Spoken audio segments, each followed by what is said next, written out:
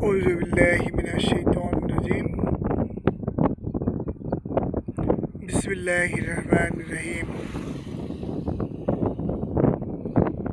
الحمد لله رب العالمين الرحمن الرحيم مالك يوم الدين إياك نعبد وإياك نستعين اهدنا الصراط المستقيم صراط الذين أنعمت عليهم غير المغضوب عليهم ولا الضالين Amin.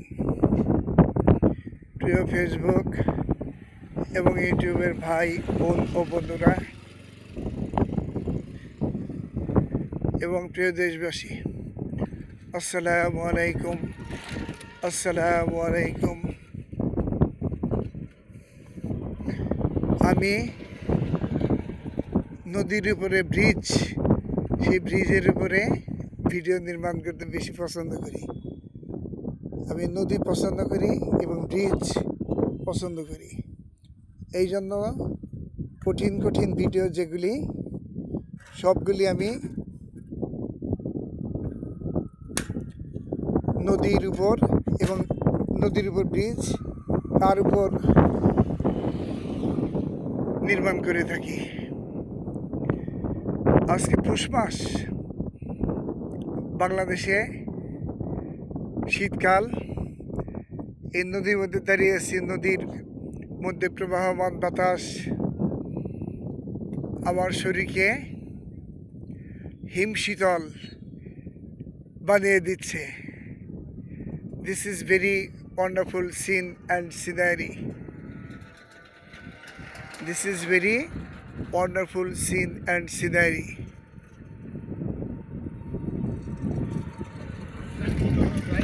The scenery of Bangladesh is very charming, attractive and fantastic. আজকে গণিত শিক্ষার কিছু মর্মকথা প্রিয় ছাত্রছাত্রীদের উদ্দেশ্যে প্রকাশ করব এবং প্রিয় দেশবাসীর উদ্দেশ্যে প্রকাশ করব। গণিত এমন একটি সাবজেক্ট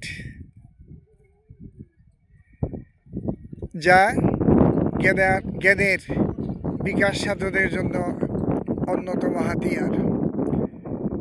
যে কোনো সাবজেক্ট পড়তে গেলে, বিশেষত সায়েন্সের subject, you have to learn mathematics. অর্থাৎ আপনাকে ম্যাথমেটিক্স শিখতেই হবে। You have to learn mathematics. আজকাল পাটিগণিতের অঙ্ক করলেও সেখানে সেই পাটিগণিতের অঙ্ক এখন বীজগণিতের ফর্মুলার সাহায্যে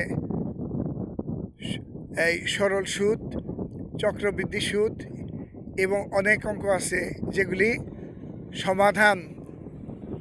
সমাধানের মাধ্যমে পাটিগণিত কিন্তু বীজগণিতের সমাধানের মাধ্যমে করতে হয়, উৎপাদকের মাধ্যমে করতে হয়। পাটিগণিতের অঙ্ক করতেও অনেক সময় বীজগণিত, বিশেষত বীজগণিতের সুদ কষা, পাটিগণিতের সুদ কষা, তারপর পাটিগণিতের বিভিন্ন সমস্যার সমাধান করার জন্য বীজগণিতের প্রয়োজন হয়। কাজেই আধুনিক গণিত বলতে বীজগণিত, ত্রিকোণমিতি, ক্যালকুলাস, ম্যাট্রিক্স, নির্ণায়ক, সূচক, সমাধান, উৎপাদক সবই আপনাকে শিখতে হবে। গণিত একটি অনুশীলন নির্ভর, মানে প্র্যাকটিস নির্ভর সাবজেক্ট।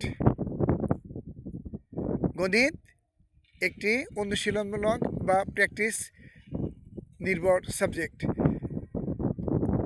আপনি যত বেশি গণিত চর্চা করবেন তত বেশি গণিতের কৌশল, টেকনিক আত্মস্থ করতে পারবেন। প্র্যাকটিসের উপর গণিতের দক্ষতা, যোগ্যতা, মেধা ফুটে ওঠে। যে যত প্র্যাকটিস করবেন, যে যত বেশি অনুশীলন করবেন, সে তত বেশি গণিতে দক্ষ হবে। এখানে মেধার ফ্যাক্টর যেমন, তেমনি ফ্যাক্টর পরিশ্রম, তেমনি ফ্যাক্টর চর্চা বা অনুশীলন ছাড়া, বেশি প্র্যাকটিস ছাড়া গণিতে সফলকাম হওয়ার কোনোই সম্ভাবনা নাই। জ্যামিতি শেখার জন্য একটা জ্যামিতি প্রথমে অঙ্কন শিখতে হবে। অঙ্কন শেখার পর সেটা বারবার সম্পাদ্য হলে সেটা বারবার অনুশীলন করতে হবে, বারবার আঁকতে হবে। আর উপপাদ্য হলে সেই উপপাদ্যটা প্রথমে একবার দেখে লিখতে হবে, আরেকবার অল্প দেখে লিখতে হবে এবং শেষের বার সম্পূর্ণ না দেখে লেখার অভ্যাস করতে হবে। কমপক্ষে একটা উপপাদ্য প্রথম 2-3 বার পড়ার পর প্রথমে একবার দেখে লিখবেন, তারপর না দেখে লেখার চেষ্টা করবেন এবং শেষে সম্পূর্ণ না দেখে লিখবেন। অর্থাৎ 3 বার একটা উপপাদ্য কয়েকবার পড়ার পর 3 বার সেটা লিখলে সেটার উপর মোটামুটি একটা ভালো কন্ট্রোল আপনার আসবে। এভাবে বারবার চেষ্টা করতে থাকলে একদিন দেখবেন যে জ্যামিতিতে আপনার দক্ষতা এবং যোগ্যতা বেড়ে গেছে। বীজগণিতের ক্ষেত্রে সর্বপ্রথম যে জিনিসটি দরকার, সে জিনিসটি হলো সূত্র। বীজগণিতের সূত্র মুখস্থ না করতে পারলে বীজগণিতে ভালো রেজাল্ট করার সম্ভাবনা কম। বীজগণিতের মূল জিনিস হচ্ছে উৎপাদক এবং সমাধান। সমাধান করতে গেলে উৎপাদকের প্রয়োজন। সমাধানের বিভিন্ন পদ্ধতি আছে: অবদান পদ্ধতি, নির্ণায়ক পদ্ধতি, বজ্রগুণন পদ্ধতি, প্রতিস্থাপন পদ্ধতি। কয়টা বললাম? সমাধানের অনেকগুলো পদ্ধতি আছে: অবদান পদ্ধতি, নির্ণায়ক পদ্ধতি, বজ্রগুণন পদ্ধতি, প্রতিস্থাপন পদ্ধতি। এবং সমাধানের একটি সাধারণ সূত্র আছে: x সমান -b plus minus √b² - 4ac/2a। এটি হচ্ছে সমাধানের একটি সাধারণ সূত্র। এটি সমাধানের একটি সাধারণ সূত্র হলেও এটি একটি অসাধারণ সূত্র। নাম সমাধানের সাধারণ সূত্র, কিন্তু একটু জটিল আছে। বীজগণিত শিখতে গেলে আগে বীজগণিতের সূত্রগুলো ভালোভাবে মুখস্থ করতে হবে। a + b² a - b² a² - b² a² + b² এর মান নির্ণয়ের সূত্র, স্কয়ার + b² এর আরও কয়েকটা মান নির্ণয়ের সূত্র, a + b + c² a + b + c² square + b² + c² তার সূত্র। যে কতগুলি বীজগণিতের সূত্র আছে, আগে সূত্র মুখস্থ করতে হবে।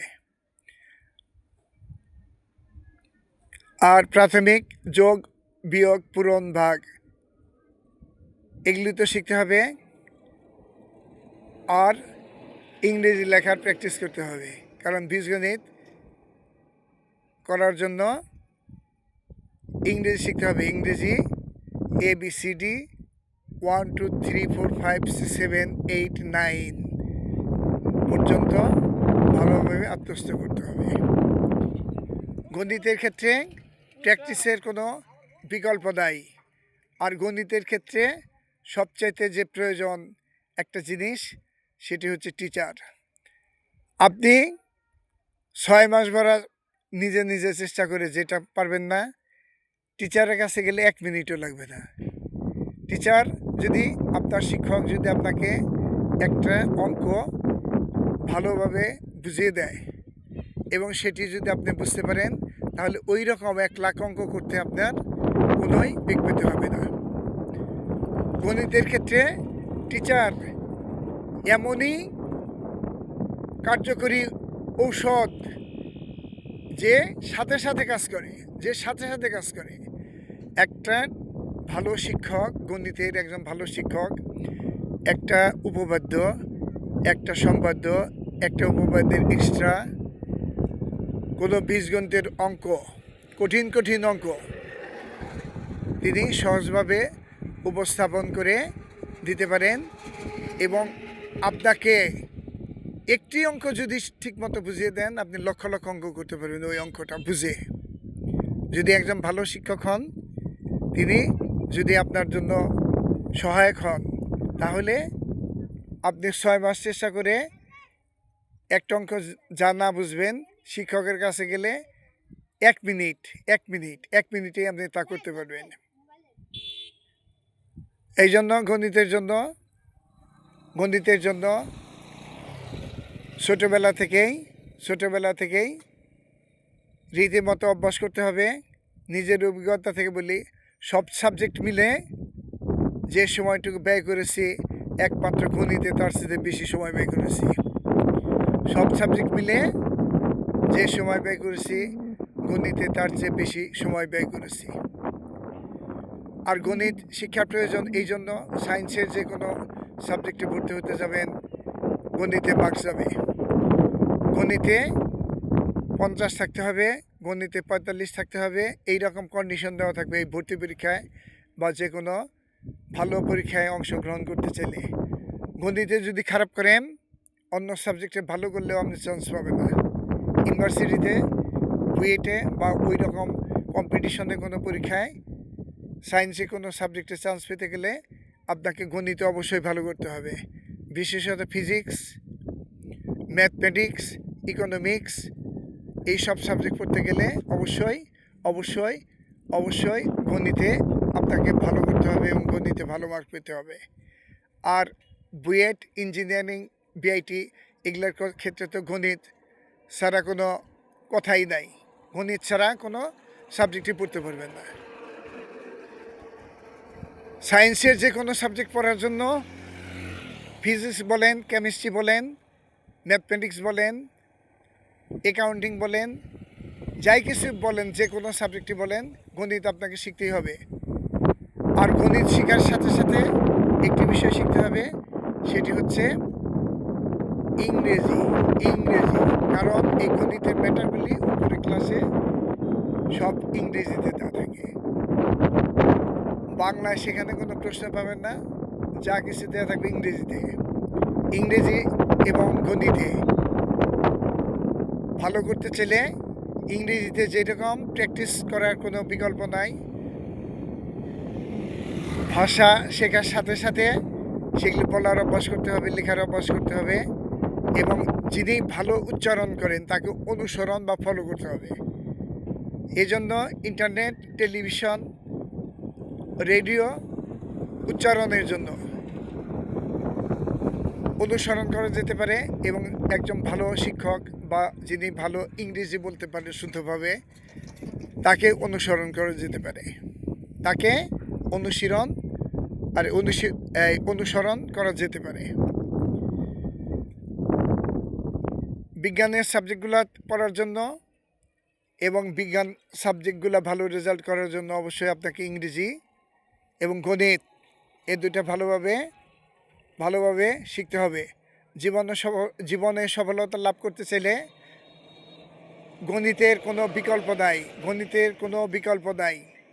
আপনি অন্য সাবজেক্টে সারাদিন লিখে যে নাম্বার না পাবেন, আপনি গণিতে একটু ভালো পরিশ্রম করলে, আপনার মেধাকে কাজে লাগাতে পারলে আপনি এক গণিত দ্বারাই আপনি তার চেয়ে ভালো রেজাল্ট করতে পারবেন। সারাদিন লিখে অন্য সাবজেক্টে যার নাম্বার না পাবেন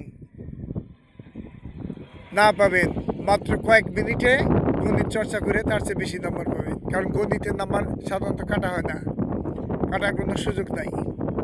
গণিত হলে পরে কাটার কোনো সুযোগ নাই এবং গণিতে যারা ভালো তারা সব ক্ষেত্রে ভালো রেজাল্ট করতে পারে, গণিতে যারা ভালো তারা সব ক্ষেত্রে ভালো রেজাল্ট করতে পারে। প্রিয় ফেসবুক এবং ইউটিউবের ভাই বোন ও বন্ধুরা, যারা ছাত্র আছে এখনও, তারা আর সরলের ক্ষেত্রে বদমাস, বাংলা গান কিন্তু ইংরেজিতে হলে BODMAS, বদমাস নিয়ম অনুসরণ করতে হবে। বিতে ব্রেকেট, মানে ব্রেকেটের কাজ আগে করতে হবে। ও তে হলো অফ, অফ মানে তারপর এর কাজ করতে হবে। ডি মানে ডিভিশন, মানে ভাগের কাজ করতে হবে। এমতে মাল্টিপ্লিকেশন মানে গুণ, গুণের তারপর ভাগের পরে গুণের কাজ করতে হবে। এতে হলো এডিশন মানে যোগ, যোগের কাজ করতে হবে। এসতে হলে সাবট্রাকশন মানে বিয়োগ, তারপর বিয়োগের কাজ করতে হবে।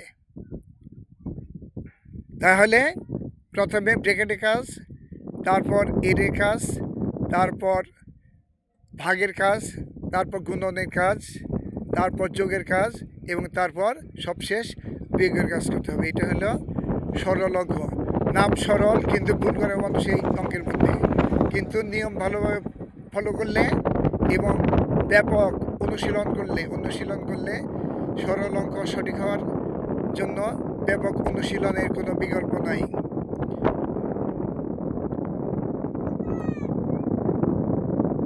গণিতের জন্য যেমন নিজে প্র্যাকটিস করতে হবে, তেমনি একজন ভালো শিক্ষককে অনুসরণ করতে হবে। ভালো একজন গণিতের শিক্ষককে অনুসরণ করতে হবে। শিক্ষকের কোনো গণিতের ক্ষেত্রে শিক্ষকের কোনো বিকল্প নাই, শিক্ষকের কোনো সাবস্টিটিউট নাই।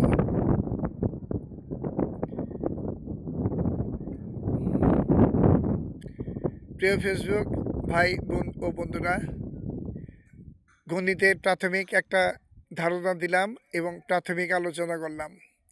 এরপর বিষয়বস্তু যেমন উৎপাদক, সমাধান, তারপর সমাধানের যে কয়টা প্রক্রিয়া আছে সে সম্পর্কে, জ্যামিতি, উপপাদ্য, সম্পাদ্য, জ্যামিতির এক্সট্রা এবং সূচক, লগ, এগুলি সম্পর্কে পরবর্তীতে ধাপে ধাপে আলোচনা করে ইনশাল্লাহ আশা করি বুঝতে পারবেন। প্রিয় ফেসবুক ভাই বোন ও বন্ধুরা, আজকে এই স্বল্পই আলোচনা করলাম। এরপরে গণিতের বিভিন্ন বিষয় নিয়ে ইন্ডিভিজুয়াল মানে এককভাবে আলোচনা করবো ইনশাল্লাহ, ইনশাল্লাহ, ইনশাল্লাহ। আসসালামু আলাইকুম, আসসালামু আলাইকুম, আসসালামু আলাইকুম।